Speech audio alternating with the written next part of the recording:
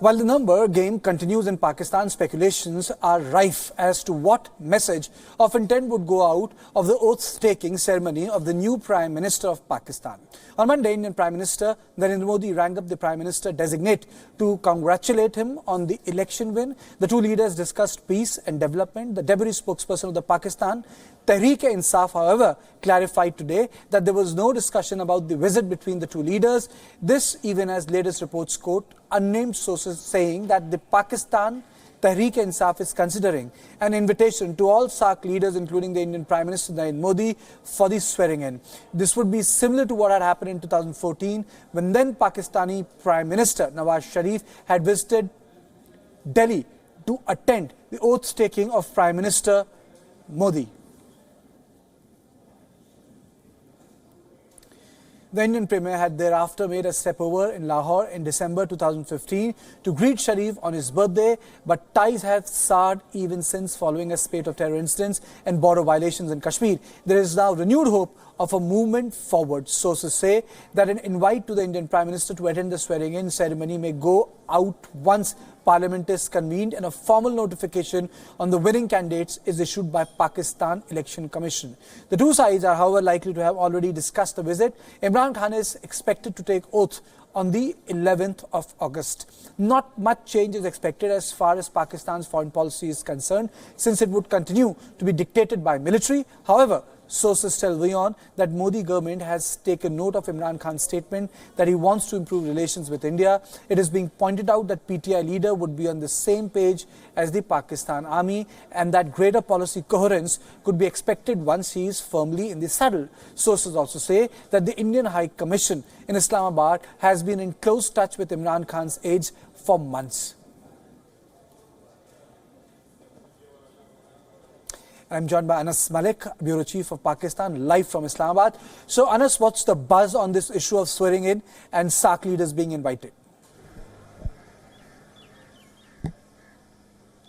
Absolutely, Karthik.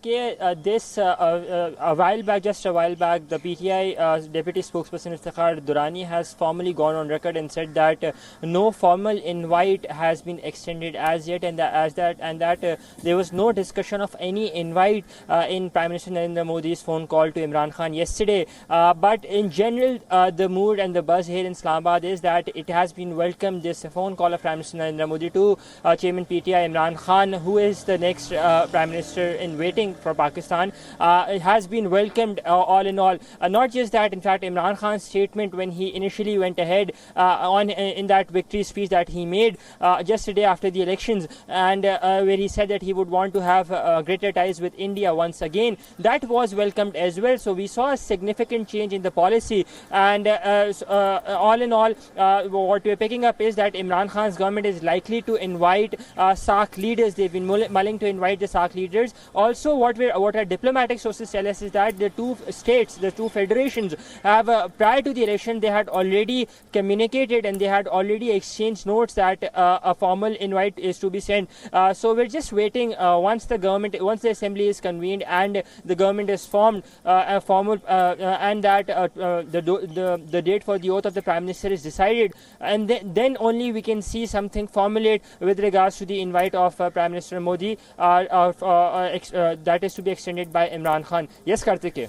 Thank you, Anas. Thank you for this update. Bulletin, it is from one tier away fast bowler to another.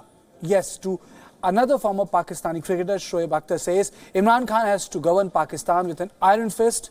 Imran Khan, the cricket icon turned politician, has emerged victorious in the country's recently concluded general elections. Akhtar says people have high hopes from Imran Khan and the people of Pakistan would expect him to take decisive calls in the first 100 days in office. Akhtar categorically mentions that Imran Khan will have to be a leader and not a politician. People have a high expectation from him. People actually looking forward, for his team, secondly for his policies. Everything is forgiven for past 100 days, what he has done, what he hasn't done. But the next 100 days is going to be most critical for him to decide what kind of policies that he's going to make, what kind of people he's going to bring forward. I really want him to make a popular decision. I really want him to make a very unpopular decision at the same time.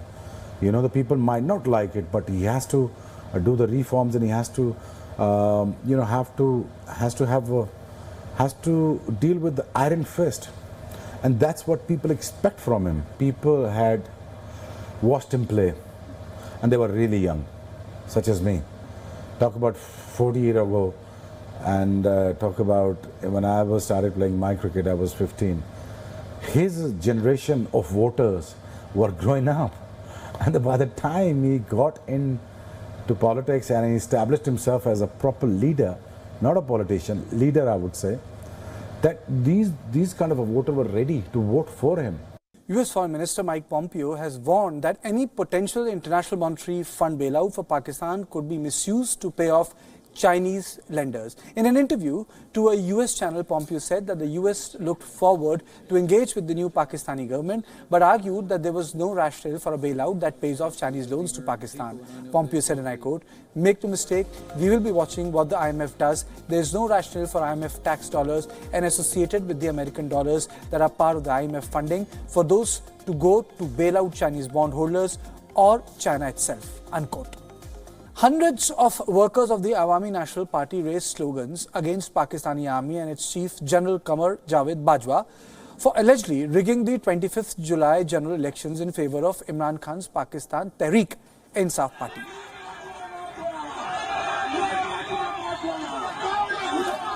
The protesters chanted death to Pakistani army and death to General Bajwa during a demonstration in Charsadda district of the Khyber Pakhtunkhwa province. ANP President Asfandiar Wali Khan said that the elections were rigged and demanded a re-election in the province. The protesters also blocked roads, disrupting traffic.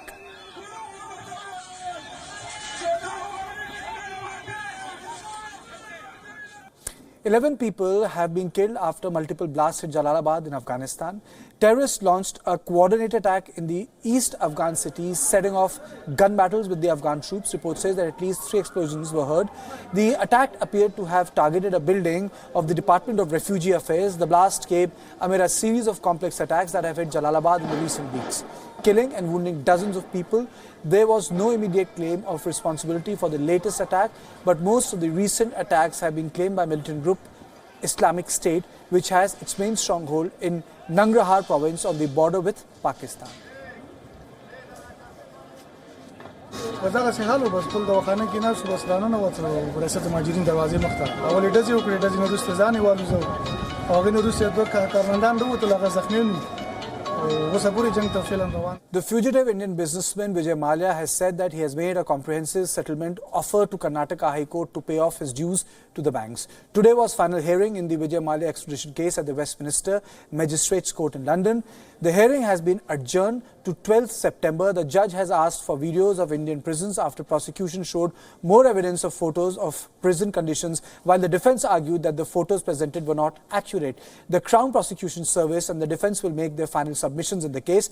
After the hearing, the court will set date for the verdict. The Court Prosecution Service is arguing the case on behalf of the Indian government. Absconder Vijay Mallya owes over $1 billion to various Indian banks. The 61-year-old owner of the now defunct Kingfisher airline is living in self-imposed exile in Britain since March last year. I have been trying to settle since 2015. The full amount, you've never offered the full amount. And I'm surprised that a premier channel like yours has missed it. We got that, but you've come up with the full sum. The full sum is also to be determined.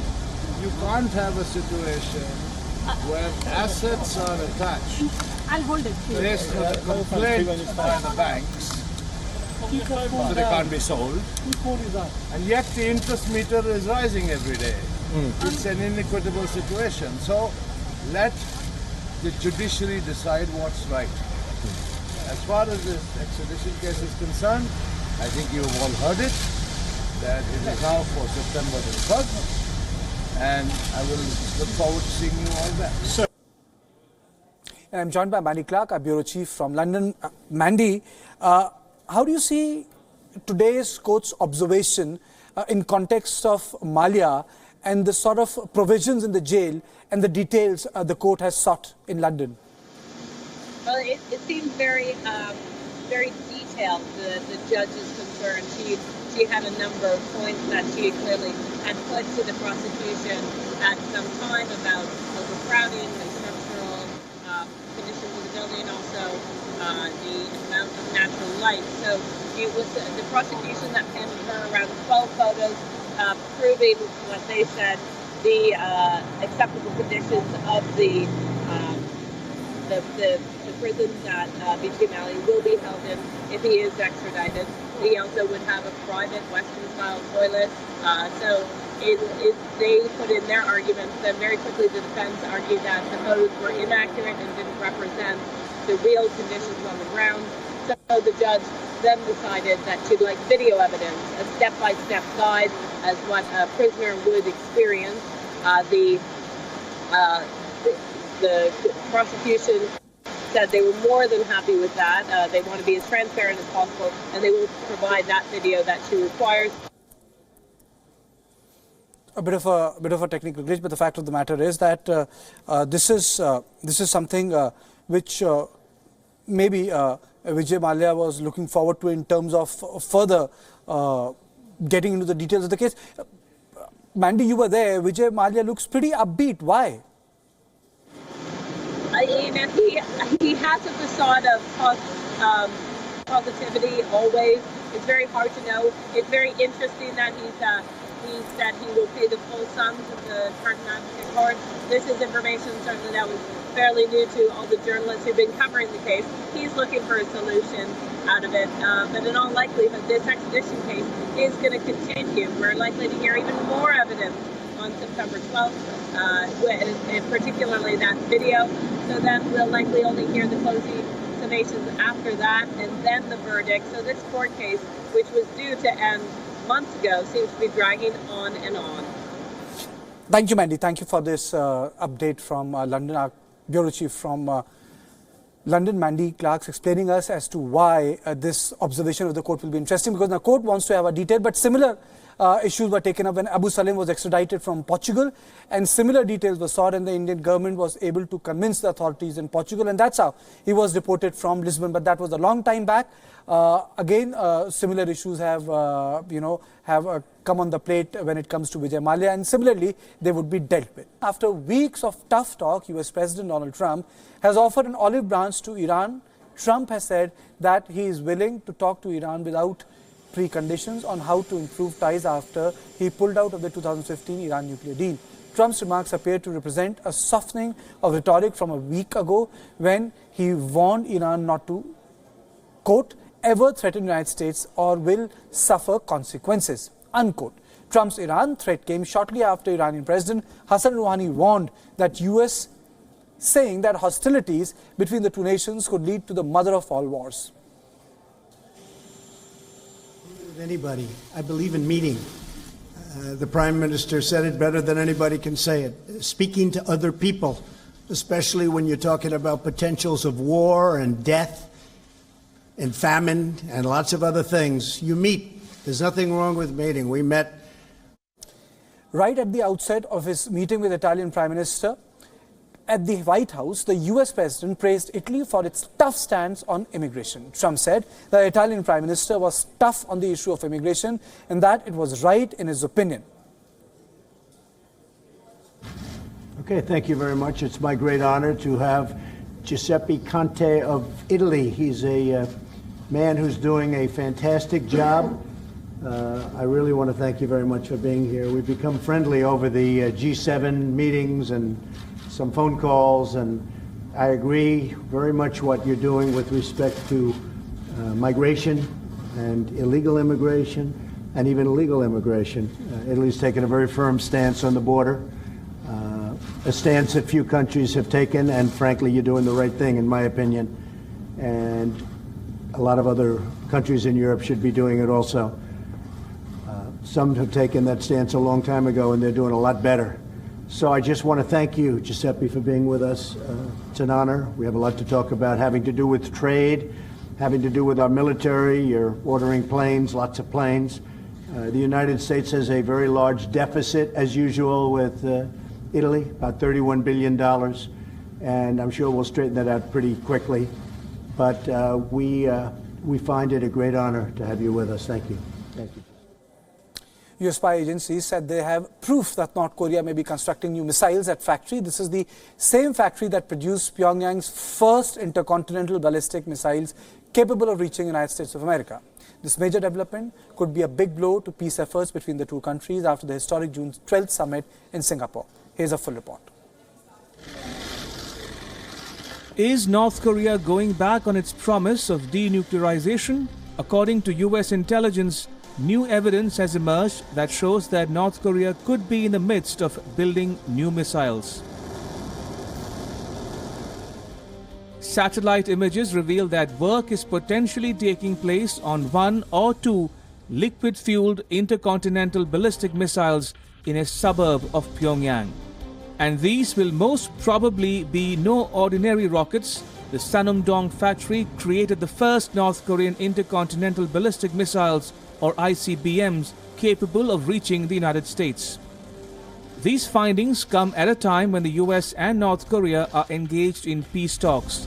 Reacting to US intelligence reports, South Korea has expressed concerns. The South Korean government is closely looking into the North Korean movements and closely working with the United States. However, I hope you understand that we are not able to speak about the intelligence. But it seems the US is very much aware about Pyongyang's behind-the-scenes nuclear activities. US Foreign Minister Mike Pompeo has been quoted as saying that he knows very well that North Korea is continuing to produce fuel for nuclear bombs despite its pledge to denuclearize. The United States, however, still harbors hope that there will be a major breakthrough in nuclear talks.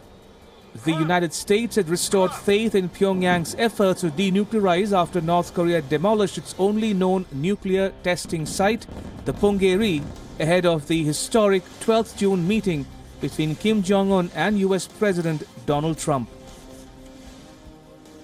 And most recently, satellite images emerged that appear to show North Korea dismantling a key satellite launching station which has been the main site for its satellite launches since 2012. It is very obvious that US President Donald Trump has entrusted massive trust on Kim Jong-un, considering this tweet after the summit.